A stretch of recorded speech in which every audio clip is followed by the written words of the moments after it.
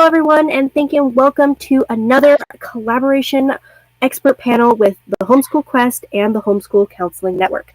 Today we have with us Kimberly Bennett from the Homeschool Counseling Network, Natalie, Mack, and Amy Bodkin. Thank you guys so much for joining us and sharing your tips to consider when searching for a mental health professional for your homeschool family. Kimberly, please introduce yourself, your background, and your homeschooling experience. Okay, hi. Thank you so much for hosting us again, and we are very excited to be here. I'm Kimberly Bennett. I am a licensed professional counselor of over 20 years, and I am a homeschooling mom, and we are about halfway through our 6th year as a homeschooling family. I founded the Homeschool Counseling Network to help bridge the gap between the homeschooling communities and the mental health communities. So thank you for having us. Natalie, please share about your background and experience. Yes, hello everyone. So I'm Natalie Mack. I am a retired Navy chaplain spouse, military homeschooler for 23 years. We are parents of 5 children. 4 have been homeschooled to college. They're now grads, and we have a 12th grader to go. I am a retired nationally certified counselor. I was a licensed practical counselor as well in the mental health field, and I practiced for probably about 20 years before I decided to homeschool my children. And so I'm excited to be here. I'm also a consultant for our Military Homeschoolers Association. I founded that nonprofit as well as an LLC to help you homeschool well. So excited to be here. Thank you for joining us. Amy, I would love to hear about your background and experience. Hi, it's lovely to be here. I am autistic myself, and I have 2 autistic children. We also have a plethora of other letters that go after our name that we did not necessarily earn in school. We earned those through diagnoses. But I am also a former school psychologist. So I have that professional experience as well. And I have homeschooled both of my kids since the beginning, and we are almost done now. They will dual enroll in a year and a half. I'm like, oh my goodness, I can't believe we're here.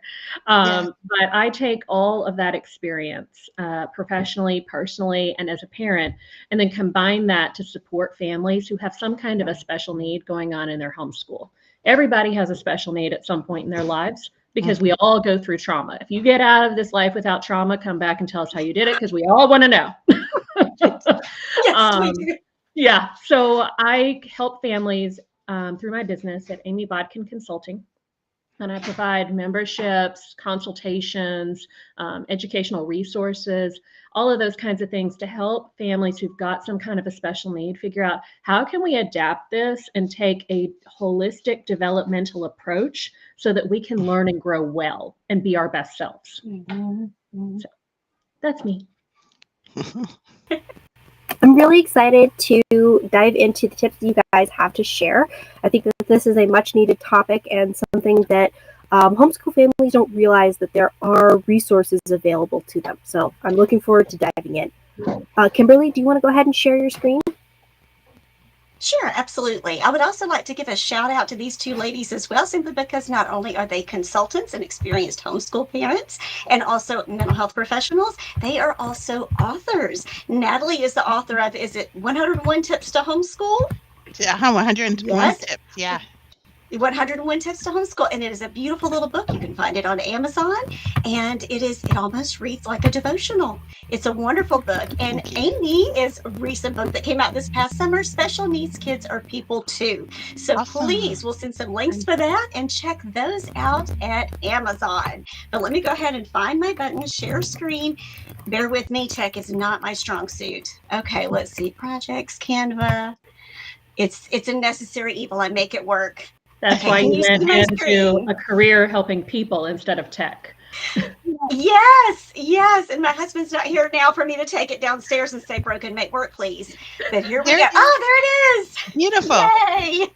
I made it work.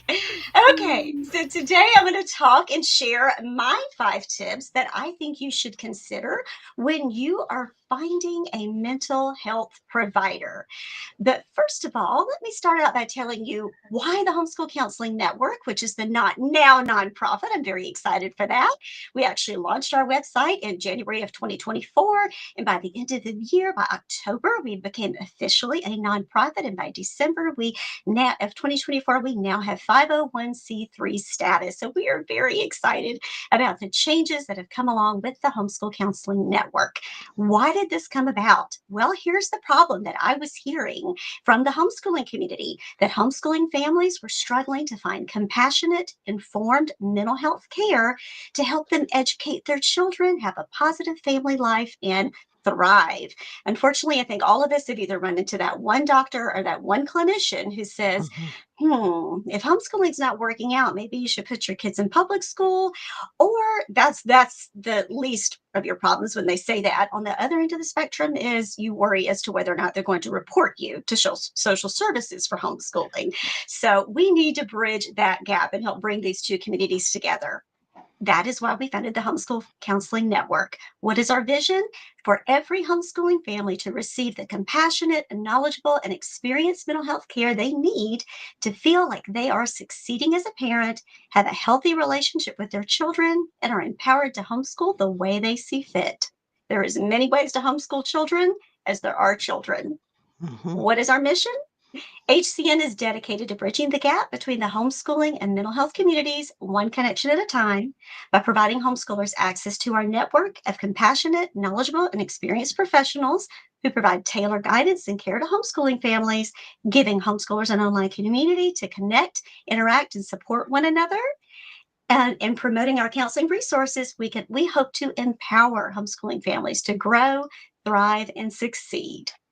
Okay, so now let's get into the 5 tips for finding a mental health provider. What we call this in our profession, in the counseling and mental health profession, is performing your due diligence.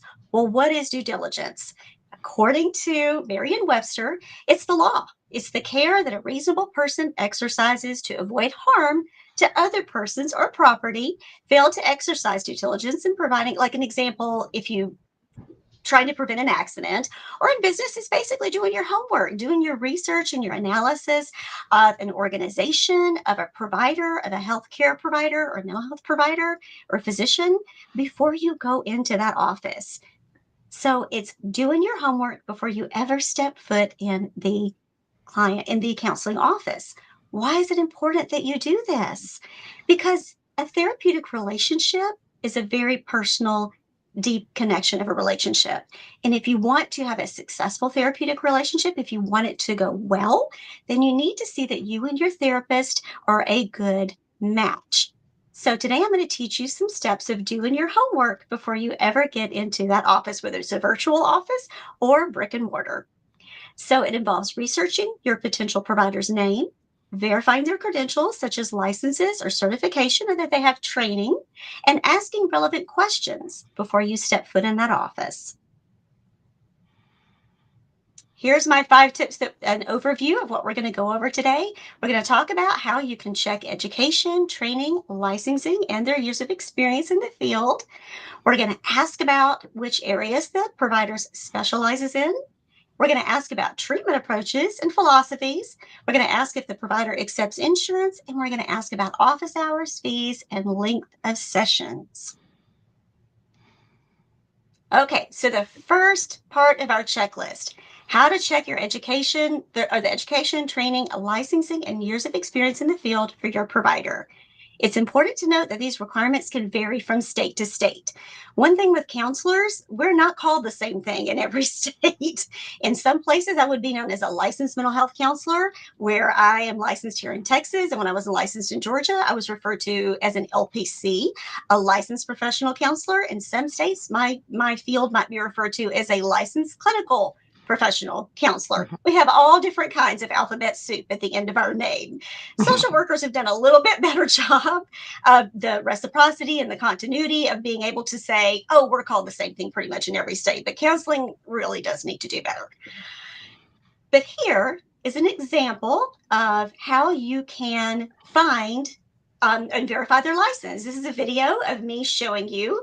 If I wanted to go to Google, I'm going to type in Texas Counselor License Lookup. The first thing that comes up is the Texas Behavioral Health Executive Council. And I'm going to click on that. It takes me to their website. And I'm going to do an online search where I can verify a license. And we're going to search by name. And then I'm going to type in my name. We're just going to show you my license and where it is in good standing.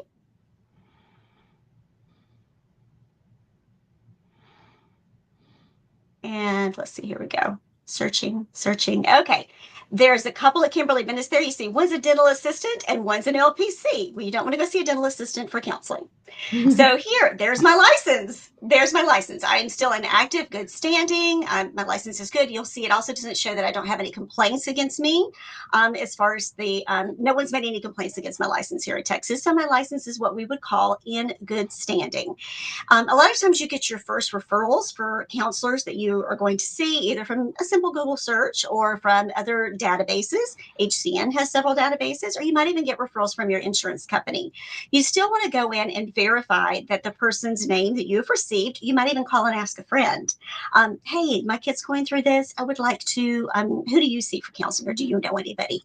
But you still want to go check and make sure that that provider, it doesn't have any marks against their license, for lack of a better way of putting it, and that they actually are the same person. You notice Bennett, I didn't realize until I got married, is a very common name. It's as common as Smith. So I didn't know that. I'm like, okay. So that way you can go and check out, hey, this is the right person, this is their license, and there's no marks against their license. Okay. The second tip, you're going to want to ask the provider what they specialize in. If your family has recently experienced a loss or grief, you're going to want to see someone who has experience in working with bereavement or in grief counseling. If you want a specific, if you're a specific type of population, I'll give you an example. I'm from a military hometown. But my family personally has never been in the military. And many times I would have people call me and want to come see me for soldiers returning from war. And I'll be honest with you, I would have to say I don't have any experience, and I'm not trained specifically with working with soldiers who have returned from war. That's a really big thing, and it's a really big area and a very specific type of trauma. If you're going to go see someone for that type of service, you want to make sure that they've been properly trained in it.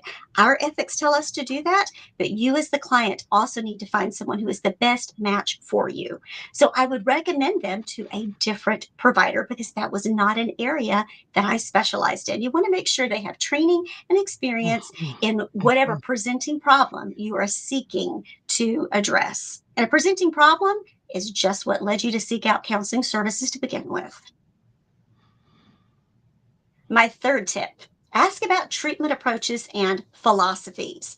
Some common approaches are solution-focused brief counseling, person-centered, and cognitive behavioral, to name a few. Now, I don't expect you to understand what all of those mean, but if there's something specific, let's say someone has recommended a specialized treatment for you, such as EMDR, eye movement desensitization and reprocessing, you go, I wonder what that is. I've heard that that can really help in this area. Or maybe you read an article about it and you're interested in pursuing that. As a treatment option, then you're going to want to make sure that whomever you go see, not every counselor is going to be trained in that. I'm not trained in EMDR. So if you want to use that and you're curious about it, you read an article, you think it might be something that would be beneficial for you, then you should make sure to ask your provider if they are familiar with that approach and they're trained in that approach. Not someone who goes, oh, well, I'll give it a shot. No, you want to make sure they're trained in it. You want to make sure they're trained in it. You don't want to be the guinea pig. Ask the provider if they accept insurance, especially if you intend on using your insurance. You want to make sure that they are in network with your insurance provider. Because if they're not, then you are responsible for paying their fee. So you want to make sure that they are in network. If they are out of network, that means they're not contracted with your insurance provider. That doesn't mean you can't see them. It just means that you might have to pay a higher rate. Or they might be able to offer you what we call a super bill, which is mean they will give you a special insurance, a special bill or receipt that you can take back to your insurance company and see if they can reimburse you for an out of rate network reimbursement fee.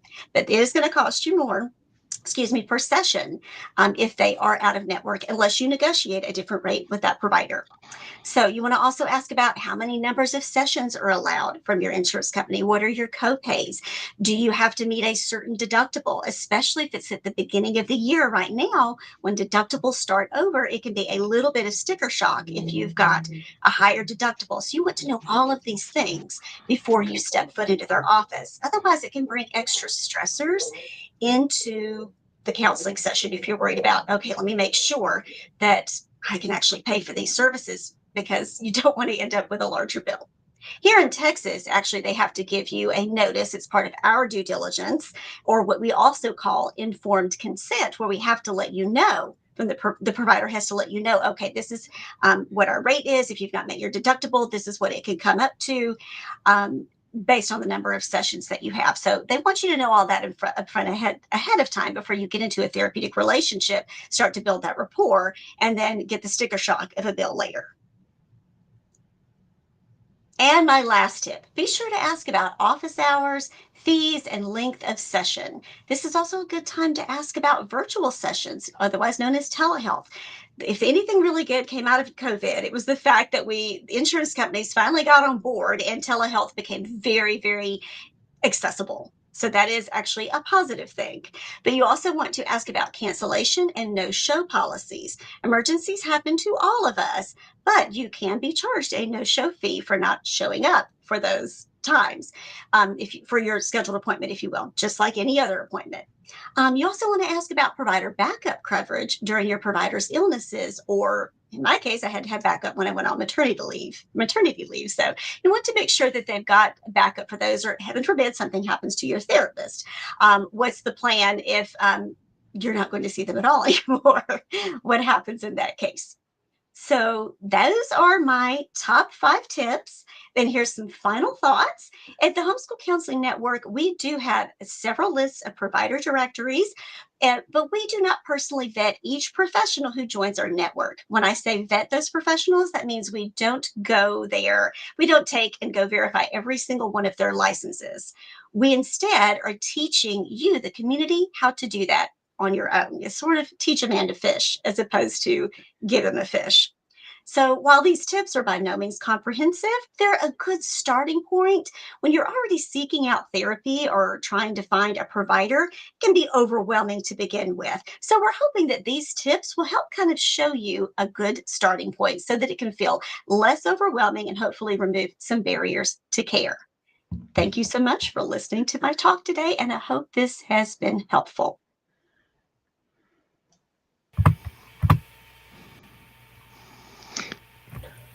Thank you so much for sharing all of those tips, Kimberly. I think that is actually a really helpful guideline for people really wanting to do that vetting and due diligence when looking for a mental health provider for their homeschool family. I 100% agree about finding someone who actually specializes in the presenting problem and working with families like yours, because you want someone who has the experience to guide you. And I think that that is so important. Mm-hmm. Okay, Natalie, I would love to hear from you on your thoughts on being able to do that due diligence and to be able to find that mental health provider for your family. Yes, so I'll go ahead and go over my 5 tips now, if that's where we are. So those were awesome, Kimberly. So thank you so much for the opportunity. So the first one I wanted to say is assess your family's needs. So you want to determine if the primary focus, the primary person who needs the services is, if it's for a child, is it for a parent, or is it for the entire family? And so that may give you pause, because you may have identified that you would be seeking counseling for your child. And if you pause a moment, you may realize that maybe other siblings would also benefit, as well as maybe family therapy. So you want to identify specific challenges. If you're able as a parent, many times we, as homeschoolers, we are with our children continually, right? And so we know pretty often what appears to be going on. And so you may have pretty strong suspicions about some of the challenges that, say, your child might be experiencing. So it could be anxiety, which presents itself differently, but there are some common signs and symptoms.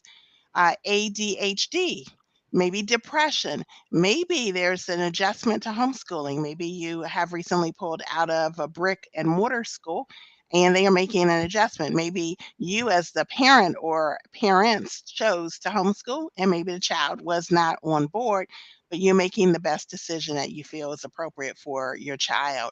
And so there could be any number of reasons. So do a little bit of thought and processing and evaluating what you think might be actually going on. You're not diagnosing, but you're just kind of having an idea so that when you actually go into a session, you can give some feedback about what you have noticed, your concerns, some patterns of behavior, and things of that nature that you can respond. Also, decide if you need therapy or maybe testing or both, and be prepared that the therapist is going to make their own assessment and they're going to give you a treatment plan. And so be open to that treatment plan consisting of a variety of tools and requirements. You may be looking for a quick, maybe 1 or 2 sessions, and the therapist may be recommending something a little bit longer. The therapist may be recommending medication, and that might be something you were not anticipating. So begin to do a little bit of research so that you can be prepared. And then you can have the questions available. For example, if you are concerned about medication, you want to already have done some of your research and also have the ability to disclose to the therapist some of your concerns, any questions that you have. It'd be a great time versus saying, "Oh, I need to think about it. Let me reschedule." You can already come prepared to the session. So that's the first one. Assess your family's needs. The second one I said is consider compatibility. So you want to choose someone whose approach aligns with your values and educational philosophy. It may be your faith group, religious beliefs or not, right? And so you definitely want to do some of that research that is part of that due diligence that Kimberly talked about. Are you seeking a Christian therapist?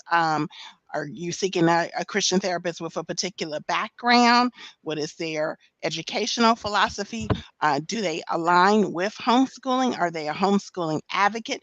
Many people have never homeschooled before, but they are incredible advocates for homeschoolers. And so you might want to expand. I would say you can look and see if the therapist was a prior homeschooler or even a current one, but don't cancel out someone who did not homeschool. They may be an advocate and a supporter. Also, you want to gather recommendations. That's the third tip that I have. And so ask other homeschooling families, maybe co-op groups or local homeschooling associations for referrals. Homeschool Counseling Network has their directory. And so utilize the tools and resources that you have. I realize that oftentimes this can be a conversation that you may be concerned about having it with someone else, and you may not feel that comfortable, but there's some really general ways that you can ask the question.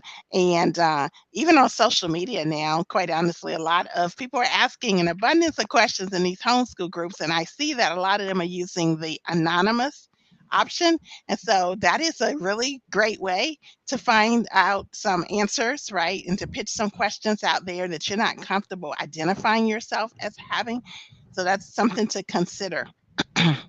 You also want to look for therapists that maybe have been recommended by local parent networks or homeschooling support groups. So there may be directories that some of the local homeschool groups are keeping, maybe of other therapists that have been utilized by other homeschooling families. And so again, that's doing that research and that due diligence will go a long way.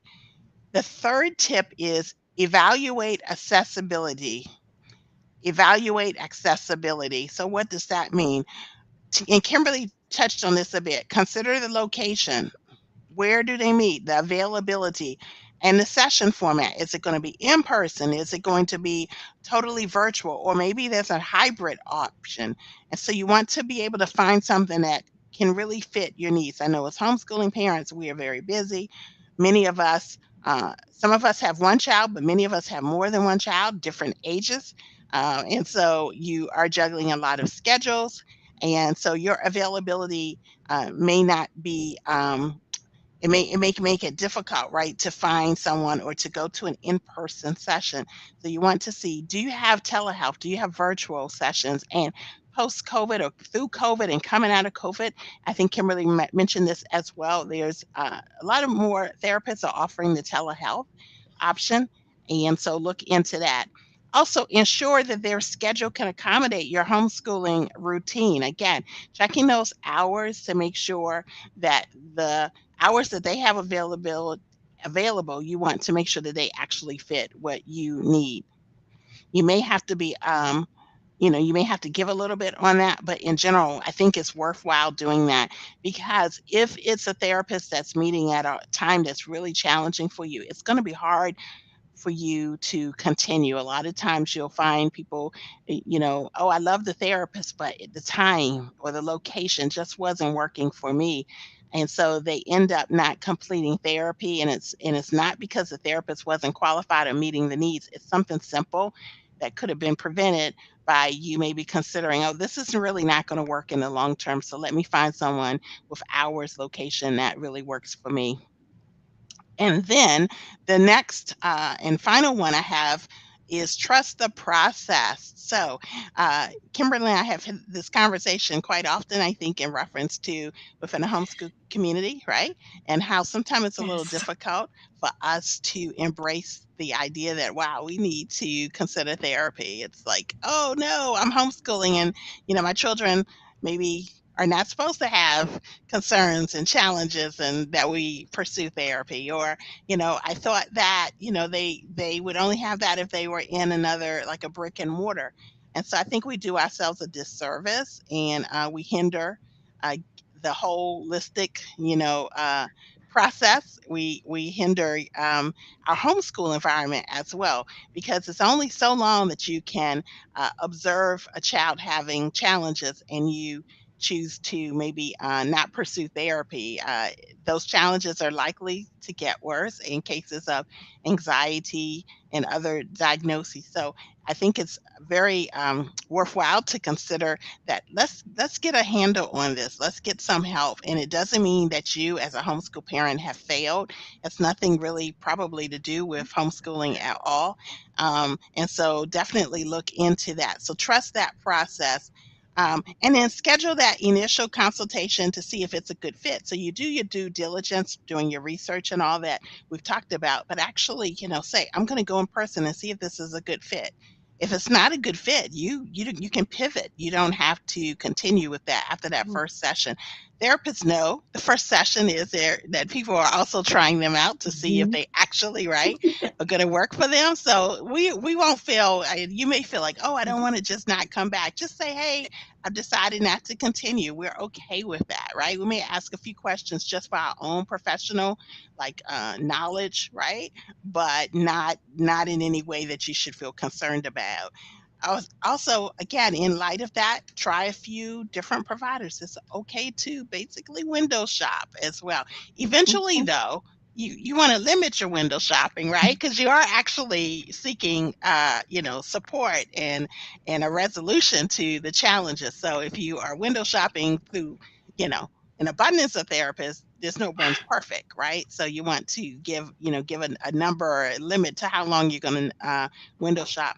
And then also involve your child, if age appropriate, in this selection process to make sure that they feel comfortable. I always say honor your child's feelings about this as well, because this is someone that they need to be comfortable with, engaging with as well. There may be some sessions where the child will be meeting with the therapist, and so you just want to make sure that the child also feels comfortable.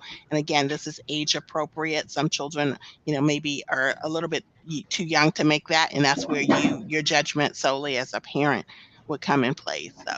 So those are, I believe, my 5 tips for selecting a good mental health therapist, one that fits. When I say good, one that fits what you actually are needing. So I will pass it on to Amy. All right. It's my Natalie. turn then? You're welcome. Yes. Thank you so much, Natalie. I really appreciated the encouragement that you gave. You're really wanting to empower homeschool moms and homeschool dads that they get to make the choices. They get to be the one advocating for their kids, and that it's important to follow their instincts and to really find someone that is supporting them in the direction that they're going. And I love that. I think that's such an important thing to mention. Speaking of parent advocacy, I'm going to go ahead and share a link to Kimberly's current series that she's doing, series of workshops she's doing with Homeschool Quest on parent advocacy. So if you guys want to check that out after this, I think that would be a really good companion to this expert panel. Amy, I would love to hear from you on your tips for finding a mental health provider. All right, so we've heard a lot of tips so far, and so what I want to do is I want to take you on a bit of a journey through my own experiences as a parent and personally in trying to get support and help, and how do we do that well. I think the first thing to think about is, kind of dovetailing off what Natalie was saying earlier, why do we seek mental health care for homeschoolers? Why do we seek mental health care in general? And really, quite honestly, I think the biggest reason that we seek that mental health care is because we need to normalize that that's normal. Because at some point in your life, you're going to go through trauma. Your kid's going to go through trauma. And we need to feel comfortable knowing how to access support. And if we normalize that when kids are young, then we don't have the barriers against accessing mental health help because, it's shameful, or, it's embarrassing, or I should be stronger. There's all kinds of things that we tell ourselves about that to keep us from being able to access support. The other thing to think about, and this is really taking more of it from a developmental approach, but we have a lot of providers that support our mental health and our growth and development. So even things like speech and OT and PT, occupational therapy, physical therapy, those kinds of providers are also helpful because a lot of times they can monitor development. Like you can go in, get an evaluation. Hey, I don't know if something's wrong or not. I just want to know, are we still on track, or are things going right? And so having those kinds of people who can kind of touch base and let us know where we're at developmentally, we can catch some of those issues before they become big, hairy deals. Another thing to think about, though, is that all training is not equal. There have definitely been some certifications that have come out in recent years that are not the same thing as a licensed mental health provider. One that I've run across a lot is neurodevelopmentalists. It sounds, based on the name, that it's like a neuropsychologist, but in reality, many of them have a degree in engineering and then end up getting a certification. So paying attention to, what kind of training does this person have? Where did they go to school? What kind of program is that? Is it like a counseling program, or is it a psychology program, or is it something else that sounds like it, but maybe not quite? Those are things to think about, because I really don't want someone supporting my child's mental health when they've been trained in engineering. I want them fixing my airplane. So those are some things to think about. That does not mean that you can't get help in creative ways. When my kids were small, we lived in a really rural area, and there really weren't a lot of supports available. Counseling, yes, that was available, and speech therapy. But we had to drive outside of our town to the next town or two over to access occupational therapy and physical therapy. There were also, and ABA therapy is another one that's often used. I got a note on that too. But it wasn't available either. And so depending on, what you're needing, sometimes you can use creative approaches to provide the needs that you might have. But eventually, if you've got a speech delay or you've got like some anxiety or depression, it is worth getting a licensed professional to work with, because you don't want to allow that problem to fester and become worse by not getting appropriate support. But on that note, the ethical guidelines for each profession are not the same. I am a big fan of counseling because counseling has a very stringent ethical policy. They are supposed to work within your value system. Now, are there going to be people who are less ethical than their guidelines tell them to be? Yes.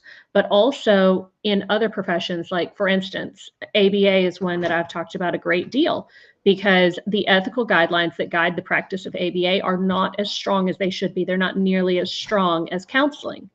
Does that mean that we can't find a provider who is highly ethical, more ethical than the guidelines suggest? Yes, that's possible. But paying attention to what their ethical guidelines might be, maybe even asking them about their professional ethics guidelines. You know, what is considered appropriate for their field. Licensure, we talked about that. Now, of course, there's also people that you can see that would be outside of licensure, depending on, you know, what you have available. Thankfully, with COVID, we now have lots of telehealth options. So that's really less of an issue than it used to be 10 years ago. But even with that, like, for instance, I work as a consultant now. So I dropped my license to be able to work worldwide as a consultant. And so I'm still able to provide certain kinds of support and services. Like one thing I do is I will assess homeschool families, like assess their kids yearly. Kind of like a pediatrician, only for your development, and kind of track and go, okay, we're doing good. They're still continuing to like be where they're supposed to be. Oh, wait, we're seeing a little bit of a difference. I think we got something going on here. Let's see if we can address that before it becomes a big frustrating thing. So licensure, though, is going to keep you very safe. That's what licensure is there for. It is to ensure a certain standard of care to keep individuals safe. But, you know, when you are limited in what you have available, what you can afford, those kinds of things, there are things that we can do that are outside of that. When my kids were small, we did swimming lessons, we did horseback riding, we did all kinds of different activities to try and meet some of those fine motor, gross motor inputs and sensory needs, as well as social needs, because those were areas that were more challenging. And it was a lot more fun than going to therapy. So you can do that in conjunction with what you're doing with your therapist. And sometimes that can help you stretch the time between sessions more, because you're doing things in between sessions to kind of help support that process. Speaking of speech, when I would take my daughter into speech therapy, I would go and sit with them during the session and I would watch exactly what they were doing. And then I would apply that throughout the week. And she made much better progress than typical. And a lot of that is because, you know, if you're looking for ways throughout the week to provide that support that's needed, it can really make a big difference and potentially allow you to spread those sessions out, save you money. Again, you could use your insurance, and some insurances pay well, some don't. Sometimes you choose to pay out of pocket, especially if you're looking for something very specific and you can't find that within your insurance. With the insurance, if you have an HSA, that's one way of accessing care, even if it's out of network. A health savings account. Another option is to talk to the provider. Providers very often are willing to set separate rates for people who are paying out of pocket. Another thing you could consider is just telling them, I'm really needing help. I've got a limited budget that I'm working with. Every once in a while, you'll be able to find a provider who has a slot left open at a reduced rate. That is something that many professionals do try to provide. There's not many, but there are some sessions available. Next thing, obviously, you're going to be thinking experience. So when I go through my insurance list, I make a list of who's on my insurance. Then I call every single one of their offices up. I want to know, and this was what I specifically said when I was looking for me and the kids. I'm like, what's your experience with autism? What's your experience with adults with autism? And you know what? I didn't find anybody on my insurance in my area who had experience with adults with autism. And so, or autistic adults is how we like to say it, but I couldn't find anybody. So eventually what I ended up using was a family therapist who had experience with families that had autistic children. And she's ended up being a wonderful fit. But, you know, you kind of have to like do a lot of calling around. So I would go through and call the entire list. And I mean, it could probably save you some time if you can get a recommendation from a friend or another homeschooling family. That's a great way of kind of bypassing that. But if you're really wanting to use your insurance, print out the list, go through office by office and call them and ask them, you know, do you have experience with what I might need help with? You can also ask them what kinds of treatment options they tend to utilize in that kind of situation. If they use the same treatment for one diagnosis every single time, run, because you can't treat a single diagnosis with one treatment. Each person's an individual, and you want somebody who sees you as an individual. And then when I make those phone calls, I really like to interrogate the front desk staff. I mean, I do it nicely, but my personal favorite example of questions that I ask actually is for dentists, because I'm very good at that one, because my dad was a dentist. So I will call and I will ask, what days of the week do you work? How many hours do you work? What's your turnover rate like in your office? Because I'm wanting to know, are these people who are like trying to milk this practice for as much money as they can possibly get? Or do they have a better work-life balance? If they've got a high turnover rate, sounds like maybe they might be a really bad boss. And if they're a really bad boss, I'm not entirely certain I want to work with them. You know, how do you feel about, in dentistry, how do you feel about saving the tooth? You know, or what is the bread and butter of your practice? If the bread and butter of your practice is cosmetic dentistry, then that's not who I want to see when I've got a filling. So, you know, asking questions about how their practice is run, how they operate, those kinds of things that can lead us into ideas about, are they a good boss? Do they have a good work environment? Do they have a philosophy of practice that's consistent with what we want to see? And then obviously you're going to have to ask about things like format. That didn't used to be a question. You can also arrange to go in and like just kind of meet somebody, or go into the front desk and just meet the people at the front desk. The front desk is always the people that you ask. Those people are usually the ones who practically run everything. And if you can make friends with the front desk staff, a lot of times they will take good care of you. So I'm a big fan of talking to them. They also usually know all the dirt. So if you can like really get to know them, you'll find out what's going on. And if it's a good practice, you'll get that vibe. And if it's not, then you'll know that's not somewhere you want to be. Now, once you finally get into a practice and you make that appointment, then at that point, if your kid doesn't like them, run. If your kid doesn't like them, you don't need to be there. Also, if you don't like them, that's okay to run too. But especially if your kid doesn't like them, it doesn't necessarily mean that the provider's a bad provider.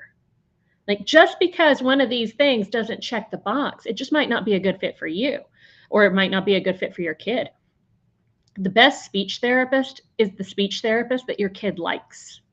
Because if your kid likes them, then they're going to make more progress. If your kid doesn't like them, they're not going to make as good a progress. And it's the same way with mental health. So helping your kid find a positive, trusting relationship with a provider that you can also trust, because mental health support is a very intimate process. People get to know you pretty well.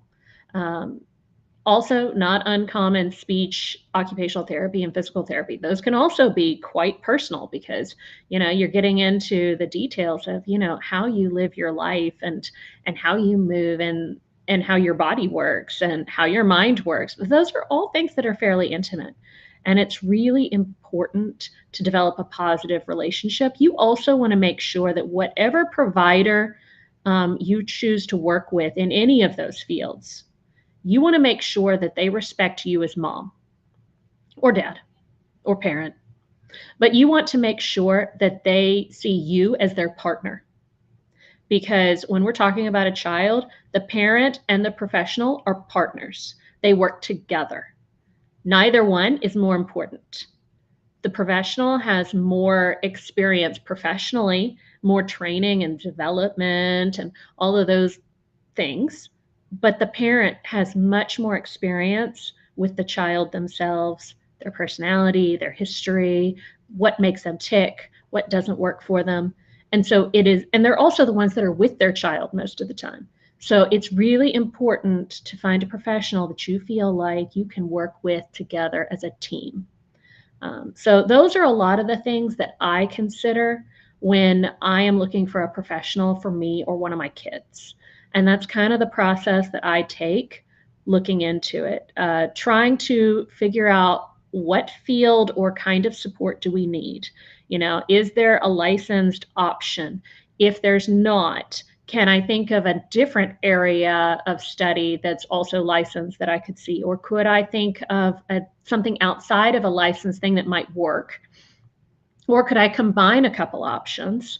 And then making that list of providers, calling, interrogating front desk staff,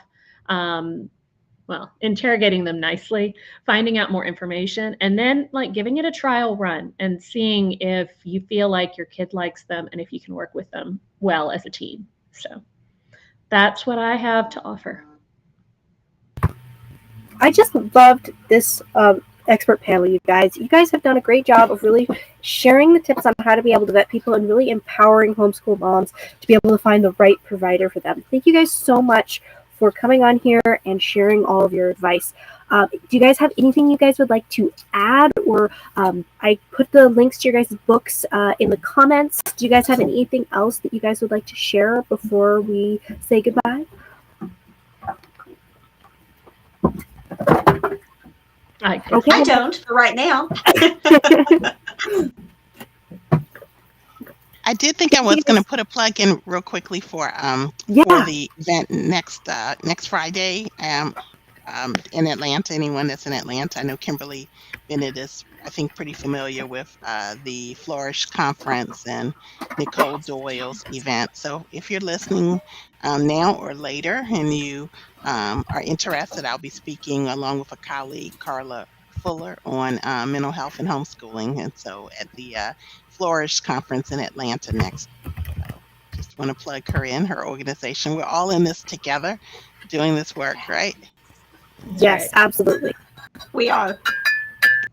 Thank you so much, you guys, for taking the time out of your busy schedules to share with the Homeschool Quest community. Thank you.